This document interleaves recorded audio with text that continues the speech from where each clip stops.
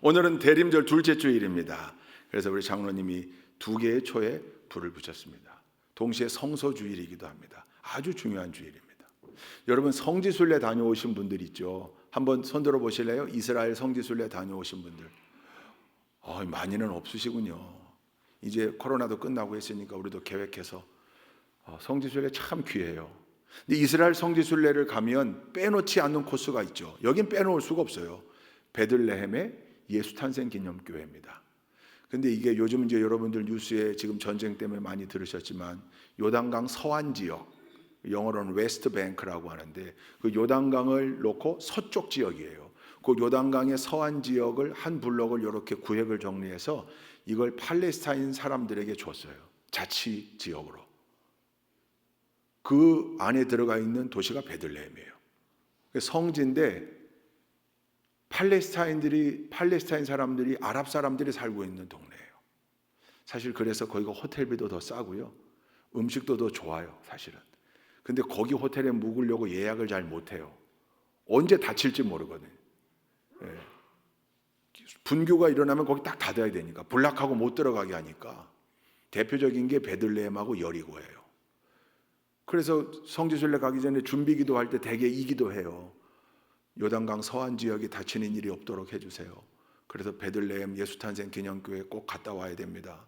근데 출발할 때까지는 괜찮았는데 이집트 시내산 돌고 있는데 아이고 요단강 서안 지역에 다쳤다 이런 연락이 오면 되게 낙심되죠. 그래도 기도하면서 거길 가요. 빼놓을 수가 없죠. 그 베들레헴에 예수탄생 기념교회가 있고 목자들의 들판교회가 있어요. 유명해요.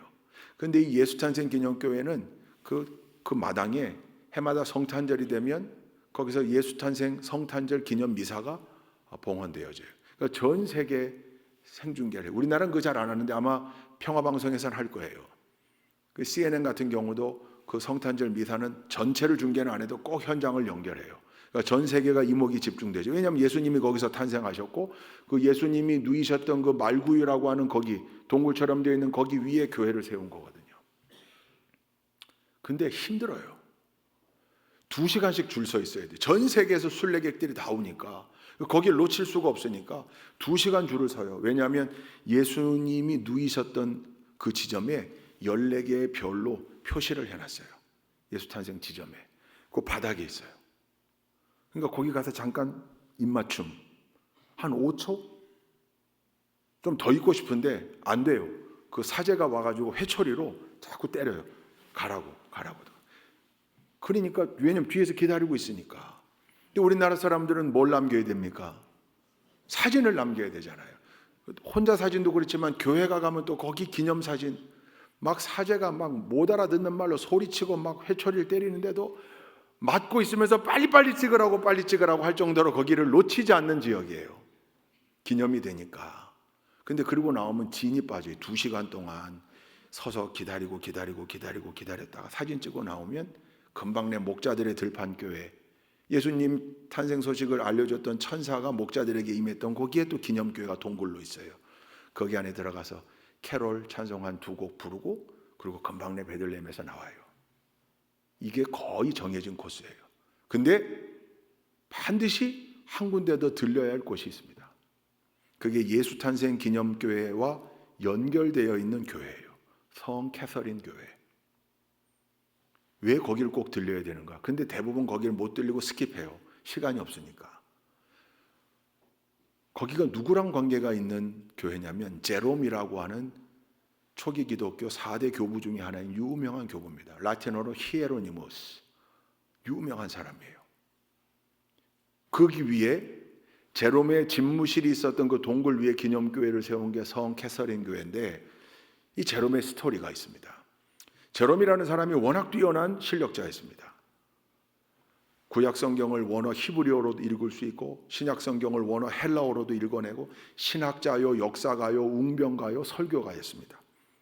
아주 뛰어난 사람이에요. 근데 그때 자기 친구였던 다마수스 1세가 교황이 되거든요. 그 친구인 교황이 제롬에게 자네 와서 국무 대신을 좀 맡아주게. 워낙 실력이 있으니까 교황청의 모든 일들, 살림과 행정을 도맡아 책임지는 총책임자의 자리예요. 제롬이 넉넉히 해내죠. 능력이 있으니까. 근데 이 다마수스 1세 이전에 교황이었던 유세비우스라든지 마르쿠스 같은 교황들은 재위한 지 1년 만에 죽고 1년 만에 죽고 그랬어요. 근데 이 친구 다마수스는 장수하는 거예요. 18년 동안 교황을 합니다. 그에게는 제롬이 18년 동안 교황청의 모든 일들을 도맡아 했다는 거죠. 그러다가 친구가 죽습니다. 그러니 콘클라베가 열립니다. 교황을 선출하는 회의. 각지에서 추기경들이 달려와요. 근데 그 추기경들이 하나같이 얘기해요. 제롬밖에 없다. 제롬밖에 없다. 교황청의 모든 일을 다 알고 모든 일에 능숙한 사람, 능력 있는 사람. 그러니 제롬이 차기 교황이다. 제롬도 자기가 될 줄 알았어요. 자타가 공인하는. 근데 콘클라베가 열리고 투표지를 태우는 흰색 연기가 굴뚝 밖으로 나와서 이제 발표만 하면 되는데 결과가 글쎄 떨어진 거예요. 제롬이 떨어졌어요. 얼마나 낙심이 되는지 떨어져 본 사람들은 알아요. 얼마나 낙심이 되는지. 제롬이 잊지를 못하는 거예요. 배신감에. 왜냐하면 추기경들이 다 네가 돼야 된다, 당신이 돼야 된다 이랬는데 그 사람들이 자기 안 찍은 거잖아요. 그러니까 인간적 배신감도 있고 실망감도 있고, 그러니까 도저히 교황청에 있지를 못해서 베들레헴 근처에 은둔자 공동체로 옵니다. 세상을 등지고 한동안 거기 안에서 다시금 좀 리트릿해서 나가겠다 마음 먹고 거기 들어왔는데 베들레헴에 소문이 퍼지는 거예요. 어떤 소문이 퍼졌냐면 아기들의 유골이 대량으로 발견됐다. 아기들의 유골이. 유대인의 풍습으로는 아기들의 유골만 발견될 일이 없어요. 가족묘거든요. 다. 예수님의 그 동굴 아리마대 사람 요셉이 예비해 놓은 새 무덤도 뭡니까? 자기 가족을 위해서 만들어 놓은 묘예요. 동굴 무덤. 그러니까 아기들만 어디 그렇게 모여 장사 지낼 일이 없거든요. 그래서 베들레헴에 소문이 나는 거예요. 이거는 마태복음 2장에 나오는 예수님 탄생하실 때 헤롯 왕에 의해서 죽임당한 사내 아이들의 유골인 것 같다. 그 소문이 나요. 그게 제롬의 귀에 들려요. 그래서 이 제롬이 어느 날 그 유골이 발견된 현장을 찾아갑니다. 가서 보니까 자기 마음에도 실제로 그런 것 같은 거예요. 근데 그때 그 마음에 울림이 있었어요. 나는 비록 교황은 못 됐지만 그래도 엄청난 권력도 누려보고 부귀 영화도 누려보고 그 높은 자리도 올라가 보고 호령도 해보고 다 했는데 이 영화를 누렸는데 이 아이들은 예수님을 만나보지도 못한 채 예수님 때문에 목숨을 바친 순교자들이 됐구나. 근데 나는 지금 교황 안 됐다고 내가 이렇게 낙심해서 이게 말이 되겠는가? 회개한 거예요. 그 유골들 앞에 무릎을 꿇고 회개합니다. 그리고 마음을 다잡습니다. 마지막으로 내가 천국 가는 그날까지 해야 할 일이 있다. 성경을 번역하는 일입니다. 성경을. 그때 당시 국제 공용어였던 라틴어로. 그때까지만 해도 구약 히브리어, 신약 헬라어, 그리고 헬라어로 구약을 번역했던 70인역, 셉투아진트 있는데 이게 좀 통용이 안 되거든요. 그러니까 국제 공용어가 된 제국의 언어 라틴어로 이걸 번역해야 되겠다. 이 사람만이 할 수 있는 일이에요. 능력이 있어서. 그래서 유골이 발견된 그 베들레헴 시내로, 특히 예수님의 탄생 지점과 연결되어 있는 동굴로 자기 책상을 갖다 놓습니다. 집무실을 만든 거예요. 그리고 그 유골 하나를 가져와요. 누군지 모를 그 아이의 유골 하나를 가져와요. 그리고 책상 위에 그 유골을 올려놔요. 그리고 거기에서 성경 번역에 매진했습니다. 그래서 완성된 게 최초의 라틴어 성경 완역본인 불가타 성경, 벌게이트라고도 하는데 그 유명한 불가타 성경이 이 제롬의 스토리 속에 번역이 됐고, 그래서 국제공용어인 라틴어로 많은 사람들이 성경을 읽게 됐고, 그 위에 성 캐서린 교회가 세워진 겁니다. 그러니 얼마나 은혜로운 장소입니까? 오늘 성서주일이에요. 전 세계 교회가 성서주일로 지킵니다. 그전에는 성령 강림절 함께 지키다가 이 12월 둘째 주일로 아예 고정을 시켰어요. 1804년도에 영국 성서공회가 처음 생긴 이래 성서주일을 만든 거예요. 우리나라는 1899년도에 처음으로 성서주의를 지켰다는 기록이 있고 어떤 학자들은 1년 뒤인 1900년도부터 지켰다 그렇게 얘기하는데 it doesn't matter. 뭐 중요하지 않아요. 중요한 건 선교 초기부터 우리가 성서주의를 지킨 사람들이다. 성경에 대한 사랑이 있었던 거예요. 성서주의 말씀을 강조하는 거야. 1년 365일 52주 항상이지만 이 성서주의는 두 가지죠. 말씀에 대한 내용을 다시금 되새길 뿐만 아니라 그 말씀인 성경을 잘 만들고 제작하고 번역하고 그래서 보급하는 일, 성경을 나누는 일, 자기 나라의 언어로 된 성경을 읽을 수 있도록 이 일에 참여하는 일, 이걸 우리가 되새기자는 거거든요. 그게 12월 둘째 주일 오늘입니다. 어떤 의미가 있습니까? 대림절, 대강절 한가운데 성서주의를 박아놨어요. 말씀이 육신이 되어 이 땅에 오신 예수 그리스도, 복음의 본질, 그거 다시 생각하는, 그러니 이 대림절기와 얼마나 잘 맞아떨어집니까?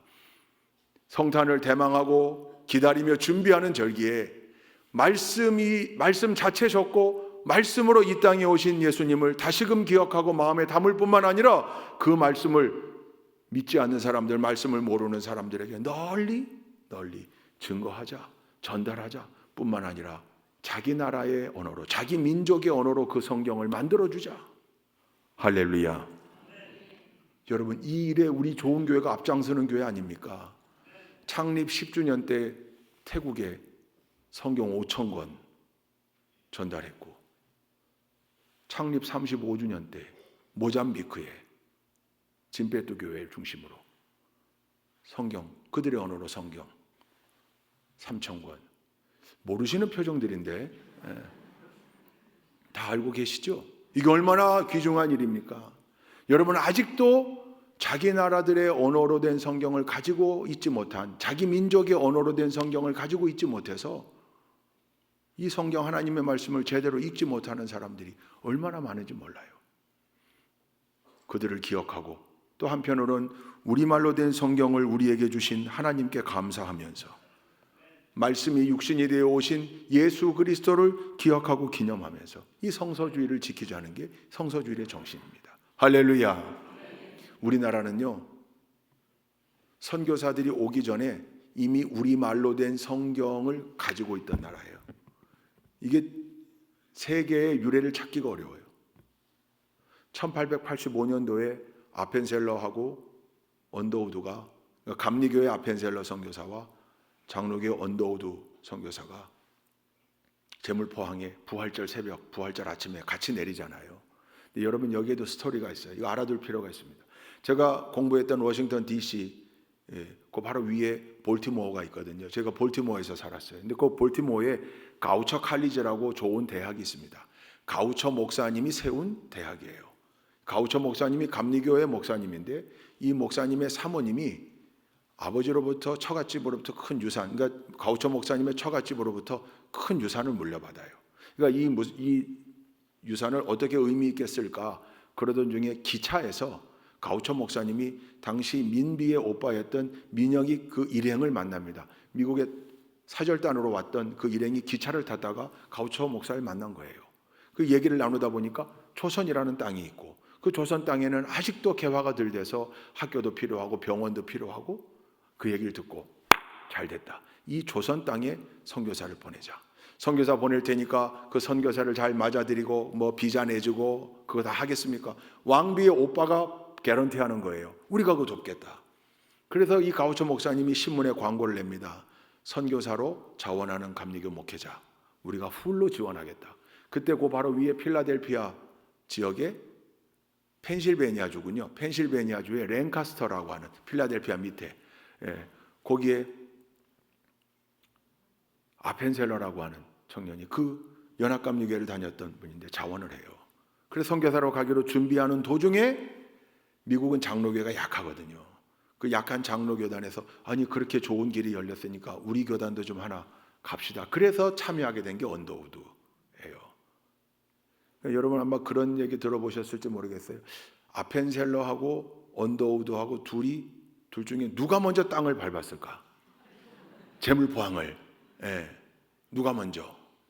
뭐 이거 가지고 아펜셀러다, 아니 언더우드다, 손잡고 둘이 같이 하나 둘 셋 뛰어내렸다, 이런 각종 얘기들이 있는데 그래도 유력한 이야기는 아펜셀러가 사모님이 같이 왔기 때문에 먼저 내려서 이렇게 에스코트 했을 것이다, 이런 얘기들도 들리는데 이거는 다 그냥 하는 얘기고, 감리교회 아펜셀러 목사님을 보내기 위해 모든 것을 갖추어 놓은 그 길에 장로교도 함께 할 수 있도록 문을 열어줬다. 그게 맞는 얘기죠. 그러니까 목에 좀 힘을 주셔도 됩니다. 누가 먼저 내렸는가 이 용어보다 사실 중요하진 않죠. 두 분이, 그 훌륭한 아펜셀러 선교사님과 언더우드 선교사님이 이 땅에 와서 복음을 전했다는 게 중요하죠. 근데 그들 손에 한글로 된 마가복음 성경이 들려 있었습니다. 얼마나 놀라운 일이에요. 어찌된 일인가? 3년 전인 1882년에 통신사로 일본에 갔던 박용효, 통신사 갈 때 사절단으로 같이 갔던 이수정이라는 사람이 일본에 남습니다. 근데 일본에서 선교사들을 만나서 크리스찬이 돼요. 그래서 거기에서 한문 성경 마가복음을 한글로 번역한 거예요. 그걸 아펜셀러와 언더우드가 가지고 들어와 복음을 전합니다. 그러니까 특별히 구별된 민족, 하나님이 그렇게 예비해 놓으셨어요. 할렐루야. 마가복음서를 읽으며, 누구든지 그 복음서를 읽으며 하나님의 말씀을 최초부터 공부할 수 있게 되었다니, 이게 얼마나 놀라운 일입니까? 대개는 선교사들이 들어가서 오랜 세월 가운데 성경을 번역하고 만드는데, 우리는 마가복음 쪽복음이지만 그래도 그게 들려서 우리에게 온 거예요. 하나님이 마지막 때 세계 열방을 향한 제사장 국가, 제사장 민족으로 쓰시려고 우리를 구별해 놓으셨다고 저는 확신합니다. 할렐루야. 하나님이 그렇게, 그래서 이 짧은 시간 안에 우리에게 이 힘을 주신 거예요. 이 짧은 시간 안에 전 세계에서 유래를 찾아보기 어려울 정도로 교회도 부흥했고 대한민국도 성장했잖아요. 그거 가지고 뭐 하라고요? 복음 전하는 일에 마지막 때 그 도구로 쓰시려고. 안타깝게도 근데 우리 한국교회가 지금 하향 곡선을 그리고 있거든요. 다시금 일어나야 됩니다. 아니, 일어날 줄로 믿습니다. 다시금 정신 차려서 일어날 거예요. 하나님께서 특별히 이렇게 말씀으로도 성경으로도 우리를 구별해 주셨어요. 제가 이라크에 있을 때 1년간 파병 생활했던 그 아르빌에 쿠르드 교회가 있습니다. 언제 쿠르드 교회에 대한 간증을 제가 할 텐데, 이 사람들이 평생의 소원이 있었어요. 쿠르드어로 된 성경을 가져보는 거예요. 없어요, 그게. 그래서 아랍어로 된 걸 읽고 아람어로 된 걸 읽고 잘 못 읽으니까 극소수만 읽어서 해석해 주는. 그래서 제가 귀국할 때 그 쿠르드 교회에 협력해서 쿠르드어 성경 번역 작업을 하기로 하고, 돌아와서 광림교회, 명성교회 이런 큰 교회들과 함께 일을 추진하려고 막 네트워크하고 하던 중에 이 쿠르드 교회 문제가 생겼어요. 중간에 중단이 됐습니다. 아마 언젠가는 다시 이 프로젝트가 진행될 거예요. 참 귀한 일입니다. 오늘 성서주일이거든요. 우리에게 주어진 이 하나님의 말씀, 우리말로 읽을 수 있고 깨달을 수 있고, 더군다나 여러분 성경 버전이 얼마나 많습니까? 개역 성경, 개역 개정 성경, 새번역 성경, 현대인의 성경, 쉬운 성경, 메시지 성경. 저마다 성경을 더 이해하기 편하도록 말씀을 가지고 공부할 수 있는 이 일들, 얼마나 귀한 일인지 몰라요. 그래서 선교사들이 선교 초기부터 우리 선배 신앙인들을 뭐라고 불렀냐면 별명으로 바이블 러버라고 불렀대요. 성경을 사랑하는 사람들. 그러니까 우리 조상, 우리 믿음의 선배들이 신앙을 받아들이고 난 다음에 그 말씀을 사모하는, 아마도 그 특별한 DNA가 우리 속에 있는 것 같아요.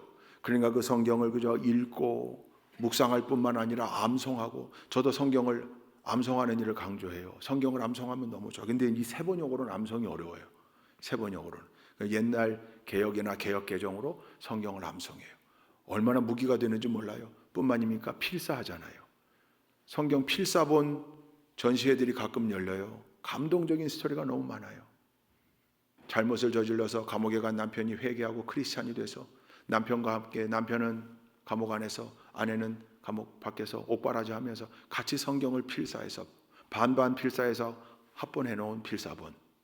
아들이 군대 간 날로부터 필사를 시작한 엄마, 아들이 군 생활을 전역하는 날까지 성경을 필사해서 만들어 놓은 가보죠, 가보.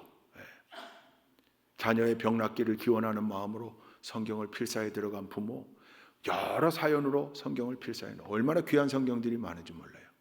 그 말은 말씀을 사모하는 마음들이 우리 안에 있는 거고, 하나님께서 귀한 감동을 주셔서 그 말씀을 더 깊이 묵상하고 이해하고 알아들을 수 있도록 기회를 주시는 것들이니까 얼마나 귀한 일입니까? 할렐루야. 오늘 본문 말씀, 제가 오늘 이렇게 서두를 길게 한 이유는 오늘 본문이 무슨 강해가 필요 없어요. 해석해 줄 필요도 없어요. 너무 명확해요. 아주 쉬워요. 오늘 우리가 읽은 두 곳의 본문 내용 축약하면 세 가지입니다. 첫째, 말씀이 우리를 온전한 능력의 사람이 되게 한다. 동의하시면 아멘. 둘째, 말씀이 우리의 존재를 압도한다. 말씀이 하나님이시니까, 말씀이 예수 그리스도시니까, 말씀은 그저 단순한 누구의 교시, 누구의 교훈을 뛰어넘는 하나님의 말씀은 그래서 신비한 능력이 있는 거예요.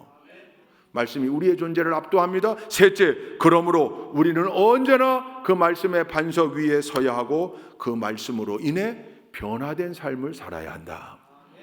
할렐루야. 이게 오늘 두 곳의 본문이 우리에게 압축해서 전달하는 귀한 메시지입니다. 그럼 이것을 어떻게 우리 안에 구현해낼 수 있을까? 첫째, 말씀을 사랑해야죠. 사모해야죠. 말씀을 사모하는 건 어떻게 나타날 수 있겠습니까? 여러분, 예배의 자리, 왜냐하면 우리 예배의 자리에는 언제나 말씀이 있거든요. 말씀이 선포되는 그 자리에 와야 하는 겁니다. 그 자리에 오는 거죠. 예배의 자리를 지키는 겁니다. 뿐만입니까? 이 성경을 늘 가까이 두고, 우리 어릴 때만 해도 성경이 비싸니까 특별하게 교회에서 무슨 졸업 선물 이런 걸로 주면 그거 앞에다 이름 쓰고 얼마나 애지중지했는지 몰라요. 그렇잖아요. 다 그러셨잖아요. 요즘은 교회 성경 놓고 가는 사람이 그렇게 많아요. 예. 그리고 찾지도 않아요. 그리고 무슨 선물로 성경 주면 되게 싫어해요. 예. 왜? 워낙 많으니까. 여러분, 혹 우리 성경 책이 워낙 풍족해서 그런 마음은 들 수 있지만, 혹시 그게 말씀을 사모하는 마음을 냉각시키는 일로 작용한다 그러면 큰일이죠. 말씀에 대한 사모는, 그 불은, 뜨거움은 꺼지면 안 됩니다. 식으면 안 되는 거예요. 할렐루야. 언제나 말씀을 듣고 싶어 해야 하고, 말씀에 대한 기대가 있어야 하고요. 뿐만입니까? 말씀은 들려지는 것뿐만 아니라 여러분 삶에서 읽혀지는 말씀이 훨씬 더 많아요. 그 말씀을 가까이 두고 읽어야 해요.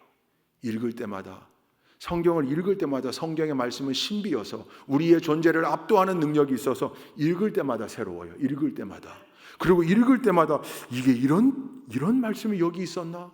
제가 지금 목회를 몇 년째 하는 겁니까? 지금 30년 가까이 목회를 하고 있는데 읽을 때마다 이게 신비거든요. 그러니까 얼마나 기대가 됩니까? 오늘은 나에게 어떻게 말씀하실까? 그 기대감을 가지고 성경을 사모하는 마음으로 가까이 두고 읽고 묵상하고, 뿐만입니까? 암송해야 돼요.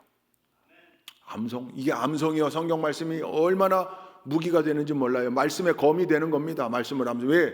툭 하면 나오는 거거든요. 그 상황에. 그래서 말씀으로 선포하기도 해주기도 하고, 말씀으로 권면해주기도 하고, 말씀으로 위로해주기도 하고. 할렐루야. 성경 암송반도 개설하고 할 건데 참여하세요. 아이고, 이제 나이가 먹어서 말씀이 암송이 안 된다. 아니요. 되더라고요. 돼요. 암송이 돼요. 다만 이 세번역으로는 안 돼요. 말씀 암송이. 개역 개정으로라도 탁 해서 그 암송 카드. 그래서 말씀을 암송하면 말씀의 힘을 훨씬 더 크게 느낄 수 있거든요. 뿐만입니까? 시간을 두고 한번 필사에도 도전해보고, 우리도 이제 가끔씩 시편이라든지 잠언이라든지 필사 캠페인을 할 거예요. 그때마다. 아니면 여러분들 개인적으로 스케줄을 놓고 올해는 내가 창세기부터 모세오경까지만 필사. 너무 부담되지 않게. 여러분, 필사한다는 건 성경을 몇 번씩 읽는다는 거거든요. 필사하려면 한 번 읽어가지고 필사가 되면 그분은 엄청난 두뇌죠. 그죠? 보고 또 쓰고 보고 또 쓰고 보고 또 쓰고. 이게 다 말씀을 사모하는 일이에요. 뿐만 아니라 성경책도 귀하게 여겨서, 성경책, 우리는 이렇게 풍족하지만 아직 성경책을 가지지 못하는 많은 민족이 있음을 깨닫고, 그 말씀이 전파되는 일에, 성경이 보급되는 일에 우리도 관심 갖기 위해 노력하고, 그리고 마지막으로 중요한 이 말씀, 단순히 성경책 그게 아니라 그 안에 말씀이 중요한 거니까, 말씀이 사람의 운명을 바꾸고, 말씀이 우리를 변화시키고, 그 말씀이 바로 예수님 자신임을 언제나 마음속에 담고 사는 삶, 오늘 우리가 결단해야 하는 삶인 줄로 믿습니다. 여러분, 종교개혁 얘기하잖아요.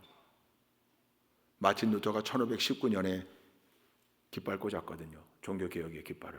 근데 이 마틴 루터 100년 전부터 종교개혁의 불을 열심히 준비한 성각자들이 있습니다. 대표적으로 두 사람이에요. 존 위클리프, 영국 사람입니다. 얀 후스, 체코 사람이에요. 보헤미아. 여러분, 존 위클리프는 옥스퍼드 대학에서 신학과 철학을 공부하고 교수였습니다. 근데 이 위클리프가 교황청에 제대로 반기를 든 거예요. 무슨 교황이 특별한 존재냐? 하나님 안에서 우리는 다 평등한 존재다. 그때 당시로는 경천동지할 일이죠. 화형당할 얘기예요. 옥스퍼드 대학교의 교수가 그 얘기를 하는 거예요. 하나님과 우리 사이를 사제만이 중재할 수 있고 사제에게 그래서 고해성사해야 한다고? 웃기지 마라. 하나님과 우리 사이는 오직 예수 외에는 없다. 할렐루야. 이걸 존 위클리프가, 그러면서 이 사람이 했던 가장 중요한 말이 뭐냐면, 모든 사람이 성경을 탐구할 수 있다. 모든 사람은 자기 나라 말로 된 성경을 가질 권리가 있다. 그래서 라틴어 성경, 그게 얼마나 그때 어려운 성경인데, 제롬이 그렇게 번역해 놓은 성경이지만 1000년 동안 캐톨릭 미사의 성경으로 사용되어져 왔지만, 그러나 이 라틴어를 그 뒤로는 읽을 수가 없어요. 그러니까 영어로, 불어로, 독일어로 번역해야 된다는 거죠. 그러면서 존 위클리프가 영어로 성경을 번역했어요. 이게 가장 위대한 업적이에요. 그래서 영어로 성경을 읽을 수 있게 된 거죠. 그러나 그때는 아직 인쇄술이 나오기 전이라 필사하기가 어렵잖아요. 그러니까 위클리프가 옥스퍼드에서 제자들을 모아가지고 성경을 암송시켰어요. 그리고 주말이 되면 영국 각지로 파송했습니다. 그들이 가서 영국 성도들을 모아놓고 본인들이 암송한 성경을 영어로 들려줄 거예요. 그 위대한 역할을 했던 위클리프의 제자들이 바로 롤라드입니다. 롤라드. 아마 들어보셨을 거예요. 롤라드. 이들이 그 역할을 했어요. 근데 교황청에서 박해해요. 그래도 굴하지 않고 그 일을 했어요. 결국 교황청에서 위클리프와 그 제자들을 이단으로 규정했습니다. 그리고 위클리프의 무덤을 팝니다. 파서 그 시신을 다시 화형시켜요. 부관참시한 거죠. 그럼에도 불구하고 이 제자들은 끝까지 이 소신을 지키며 영어로 성경을 번역하고 필사하고 나누는 일에 헌신했습니다. 그 제자들 중에 하나가 얀 후스예요. 체코에. 존 위클리프의 그 영향을 받아서 얀 후스도 어떻게 해서든 성경을 가르치기 위해 노력했고, 모든 나라의 사람들이 자기 나라 언어로 성경을 가지고 권리가 있다는 주장을 똑같이 하게 됩니다. 그러면서 자기가 설교했던 베들레헴 채플에서 이 이야기들을 해요. 결국 화형당해요. 화형당했습니다. 이 얀 후스는 당시 문맹률이 너무 높으니까 사람들이 이 글을 잘 읽지를 못하고 또 이야기를 해도 이해 못하는 분들이 많다 보니까 벽화를 많이 그렸는데, 자기가 설교하는 베들레헴 채플의 벽화를 어떻게 그렸는가? 교황은 말을 타고 성전에 들어오고 있는데 예수님은 맨발로 성전에 들어오는 그림을 그려놨어요. 교황은 자기 발을 성도들에게 내밀며 발등에 키스하라고 내밀고 있는데 예수님은 무릎을 꿇고 제자들의 발을 씻겨주는 그림을 그려놨어요. 그러니까 교황에 대한 환상을 깨라는 거죠. 이 모든 게 말씀에 들어있다. 말씀은 그렇게 얘기하고 있지 않다. 교황 무엇을 이런 거 없다. 말씀에 모든 사람들은 다 동일하다. 의인은 없나니 하나도 없다고 했다. 우리 모두는 다 하나님 앞에 죄인이다. 그러나 예수 그리스도의 보혈로 우리가 다 구원받아 하나님의 자녀가 되었다. 그 진리가 여기 있다. 그러니 결국 화형당했습니다. 화형당할 때 마지막으로 한 얘기가 있어요. 100년 뒤에, 나는 지금 죽지만 100년 안에 하나님께서 한 사람을 세우셔서 이 모든 것을 말씀 위에서 다시금 개혁할 거다. 그리고 화형당했는데 그가 누굽니까? 마틴 루터입니다. 마틴 루터가 종교개혁을 하면서 독일어로 성경을 번역한 일, 그게 종교개혁 제일 큰 힘이 됐고, 그때 때마침 하나님이 예비하셨던 인쇄술의 발명, 요한 구텐베르그를 통해서 인쇄술, 그래서 수백 권씩 찍어내니까 성경들이 곳곳에 퍼지면서 우리 성도들이 성경을 읽기 시작하면서 틀렸다. 지금까지 이건 틀렸어. 인간의 생각으로, 잘못된 교리로, 사제의 권한으로, 교황의 권한으로, 아니야. 오직 말씀 위에. 그래서 여러분, 우리 개혁교회가 이렇게 탄생한 겁니다. 할렐루야. 얼마나 놀라운 일입니까? 말씀이 역사가 되고, 말씀이 힘이 되고 능력이 되고, 말씀이 위대한 부흥과 신비가 됩니다. 할렐루야. 우리 좋은 교회가 여러분 이 반석 위에서 이 부흥과 위대한 역사의 주인공이 되어야 하지 않겠습니까? 그렇게 될 수 있기를 주님의 이름으로 축원드립니다. 마지막으로 하나만 더 말씀드리면, 여러분 아펜셀라와 언더우드가 들어오기 전 그 이전에 이미 한국 땅, 우리 조선 땅을 밟았다가 순교당한 선교사가 하나 있습니다. 성경을 전달해 준 선교사로 잘 알려져 있습니다. 토마스 선교사입니다. 이 토마스 선교사가 저 영국 웨일즈의 리아드라는 곳에 목사님 아들로 태어나서 이 아들도 다시 목사가 되고 결혼을 하고 중국 선교에 관심이 있어서 중국에 오는데 그만 이 캐롤라인 사모님이 풍토병으로 일찍 죽습니다. 낙심해가지고 힘을 잃고 세관원의 통영요원으로 일하다가 조선에서 건너온 김자평, 최자일 이런 캐톨릭 교인들을 만나서 조선 땅이 있음을 알고 조선 땅에 대한 복음의 비전을 키워요. 하여튼 우여곡절 끝에 이 토마스 선교사가 제너럴 셔머노 거기 통역요원으로 탑니다. 그리고 준비한, 그때는 한문 성경이죠.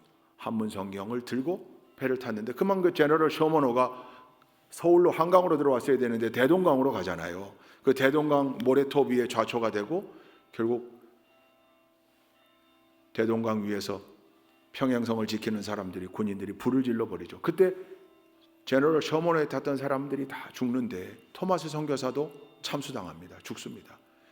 그때 토마스 선교사를 뵀던 사람이 누구냐면 퇴교 박충권이라는 병졸입니다. 박충권이 훗날 뭐라고 그랬냐면, 그때 내가 그 눈파란 외국인을 죽이는데 그가 두 손을 모으고 웃는 얼굴로 뭐라고 했고 나에게 책을 전달해 줬다. 그래서 그 책을 안 받을 수가 없었다. 그게 성경이었습니다. 그를 죽인 다음에 선한 사람을 죽인 것 같다라는 양심의 가책을 느껴요. 박충건이 토마스 선교사를 죽이는 현장을 목격했던 구경꾼들이 있는데 그 구경꾼들 가운데 하나가 13살의 최치량이라는 소년이었습니다. 이 최치량 소년이 그 선교사가 죽은 다음에 그가 가지고 있던 소지품에서 책 3권을 가져와요. 한문 성경입니다. 근데 가져왔는데 지금 평양이 난리가 났는데 그 외국인 걸 가지고 집에 와 있으니까 이거 혹시 벌 받을 것 같고 두려워요. 그래서 이걸 가지고 가서 자진 신고를 하는데 누구에게 하냐면 평양성 대동문을 지키는 영문주사 박영식에게 갖다 줍니다. 책 3권인데 어제 죽었던 외국인 겁니다. 영문주사 박영식이 쭉 보니까 한문으로 되어 있는 책이거든요. 그걸 자기 집으로 가지고 와요. 지휘계통으로 보고를 안 하고. 집으로 가져와서 보니까 종이 질이 좋아요. 종이 질이.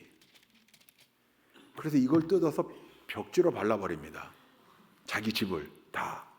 어떤 일이 일어났을까요? 이 박영식이 크리스찬이 됩니다. 왜요?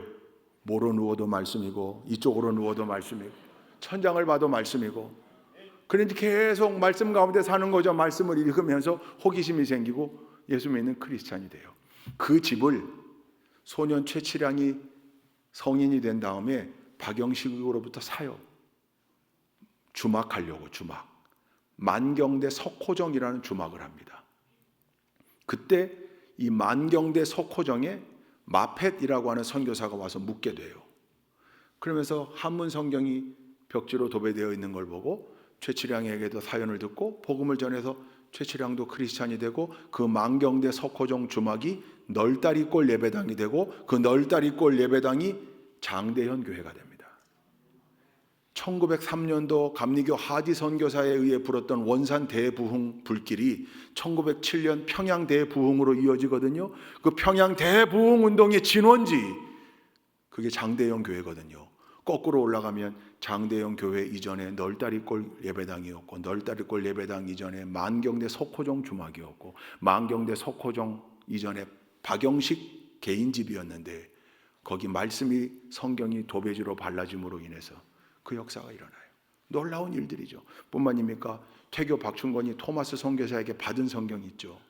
그 책을 가지고 집에 보관하고 있다가 자기 조카 이영태에게 줘요. 그 이영태가 성경을 읽고 크리스찬이 돼서 평양의 숭실학교로 진학하고 신학을 공부한 다음에 훗날 레이놀즈 선교사가 한글로 성경을 번역할 때 그 일에 참여하여 주도적인 역할을 합니다. 그래서 최초의 한글 성경 전서가 나오는 일에 핵심 역할을 이영태 목사가 해요. 신비하지 않습니까? 여러분, 이 모든 일들이 누가 감히 토마스 선교사의 선교는 실패했다고 말할 수 있겠습니까? 땅을 밟자마자 죽었습니다. 제대로 말도 해보지 못하고 죽었습니다. 그러나 성경책 하나 전달한 것뿐입니다. 그러나 거기 열매가 얼마나 큽니까? 결코 실패했다고 말할 수 없습니다. 성경엔 그 힘이 있습니다. 할렐루야. 우리 모두가 이 말씀의 힘을 믿고 성경을 귀하게 여기며 이 놀라운 신비와 역사에 우리 좋은 교회도 제대로 쓰임받고 그 진원지가 되는 복된 교회가 될 수 있기를 주님의 이름으로 축원드립니다. 기도하시겠습니다.